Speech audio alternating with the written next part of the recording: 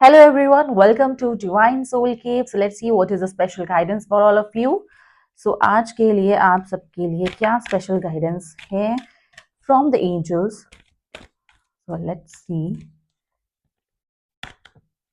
वाह, आज जो आपके लिए कार्ड आया है वो सक्सेस का कार्ड आया है विच शोज दैट समवेयर जो भी काम आज आप करने वाले हो उसमें आप सक्सेस हासिल करने वाले हो, आप पूरा 100% अपना देने वाले हो एंड कहीं ना कहीं आज जो एनर्जी है वो डेफिनेटली आपके सपोर्ट में है। सो बहुत ही माइंडफुल एंड सही एनर्जी के साथ, सही एफर्ट्स के साथ आपको आगे बढ़ना है। एंजल्स का पूरा सपोर्ट है, पॉजिटिव रहिएगा एंड जो भी काम करना है एक पॉजिटिव एनर्जी के साथ आपने शुरू करना है। आज का दिन पॉजिटिव है, आज का दिन अच्छा है, एंजॉयमेंट के लिए अच्छा है, फैमिली लाइफ के लिए अच्छा है। हर एक पॉइंट ऑफ व्यू से आज का दिन जो है वो अच्छा नजर आ रहा है। So be positive and enjoy your day.